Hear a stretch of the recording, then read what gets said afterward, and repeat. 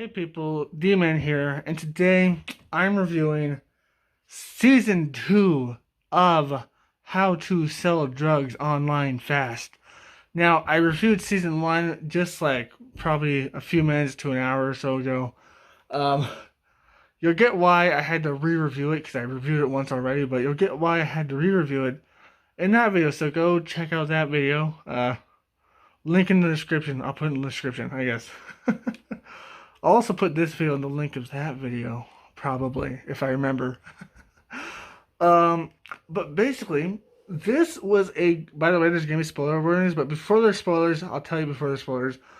But without spoilers, this was a pretty fun season, and it had some twists and turns there, and it had some betrayals. It was very interesting, and you could kind of tell where the plot was going, but it was just very interesting. I was just like, ooh, I liked it. I liked it a lot. It was very fun to watch. I liked it. Um, but yeah, there's like a lot of twists and turns there. There's some pretty fun things there, and it's just awesome.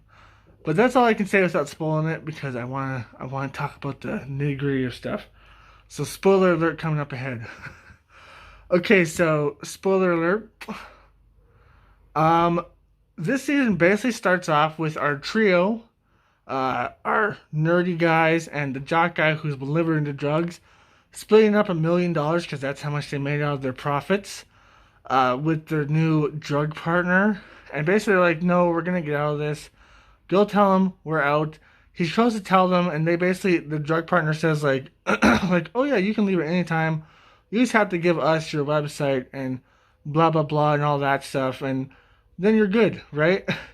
And at the time, he thought like, okay, but he didn't want to do that because he's just like, no, I'm fucking greedy, and I want to keep my company. I want to keep my drug stuff because I want to become rich and shit. And this is like the one thing I'm good at and I'm awesome at. So he wants to keep it, and it's pretty cool seeing. It's pretty cool seeing that. And it turns out later that that meant they were gonna kill him anyways. Because at first he's just like, they're not gonna kill us, but I'm gonna lie and say they were gonna kill us. But it actually meant they were gonna kill him because, you shouldn't deal with bad people if you're not willing to face the consequences, I guess. But yeah, basically they're gonna kill him. It's pretty fucking awesome. But he doesn't know that. He lies to his friends. He's like, oh, they said they were gonna kill us, and he kind of puts on a waterworks show, tries to lie to them, and like, oh, they said they were gonna kill us, and they believed him, of course. And it turns out he's back with his girlfriend, even though she dumped him and she cheated on him and stuff like that. So I don't know why she's back with him, or he's back with her, but whatever. And they're happy, but he hasn't told her about the drug thing. And the nerdy guy in a wheelchair, the nerdy computer guy, he has a girlfriend now who he told everything to, but she's a nerd and she's kind of a rebel too, so she doesn't give a shit. And she actually kind of helps, at least him. Um, and then it just goes through this whole variety of things that's pretty fucking cool. Uh, Basically, the first part is like him trying to like decide if he can tell his girlfriend or not.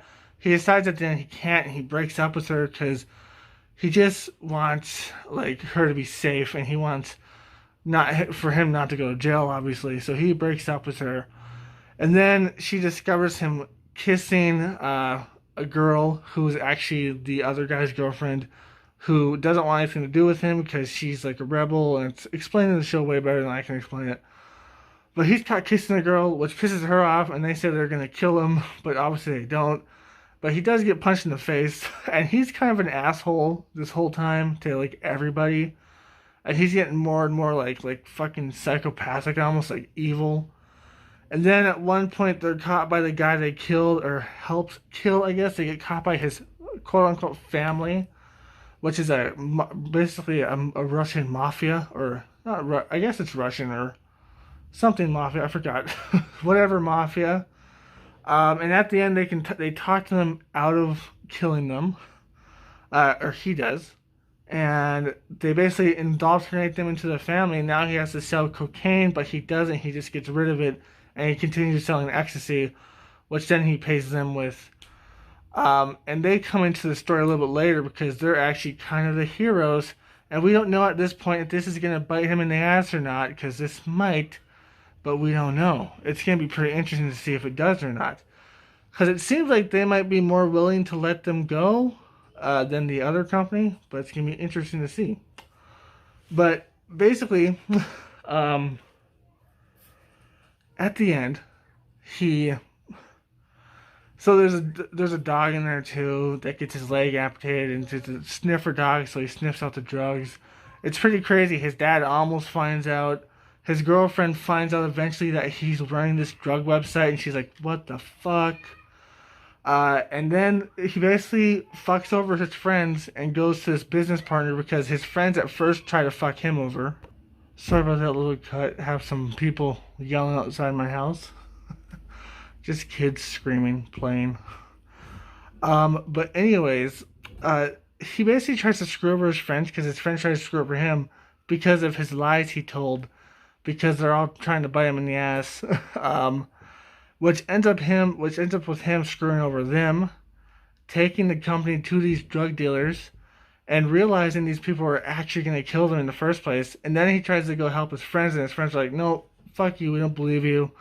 But he's a good person still, so... or he still cares about them because he's starting to realize, like, maybe I did fuck up and I'm going to change and I still care about these people. So he tries to help them by getting the mafia people to save their lives from the bad people. And of course, they never get told that the bad people are after them still. So they don't know that. And then at the end, it shows the nerdy friend, the computer friend, destroying the whole website and basically just saying fuck you to him. And now we don't know what's going to happen because the people that he's working with are going to be pretty fucking pissed. And it's going to be interesting. He might end up having to kill someone at the end of here. Or maybe the mafia's going to save him. Or maybe the police are going to save him because, again, they do this, like, interview type thing where he's with the police. And it's pretty interesting to see that. He's with the police and stuff. At the end. So obviously they all get caught at the end. But season 3 is going to be pretty interesting if there is one. Because that was a pretty good cliffhanger. Can't wait to see it. But yeah, man, there's a lot of betrayal here. A lot of just interesting storylines. And yeah. It's going to be interesting to see. And yeah, man. It's going to be interesting. Their friend is gonna... They might try to kill them, and the mafia might have to save them, and the mafia might try to kill them. Who knows at this point? It's gonna be very interesting. Or the cops might have to save them. They might have to make a deal with the cops. But anyways, I hope you enjoyed this. If you did, like, comment, subscribe, and share. Hit that bell notification. Best to keep my channel. Link down below to my Twitter. And as always, our friends, stay sane. Peace. Shadow, my baby, I love you so much. You're my baby, and you love to sleep in the bathtub, 'cause you're a weirdo. Shadow, look at buddy. Look over here.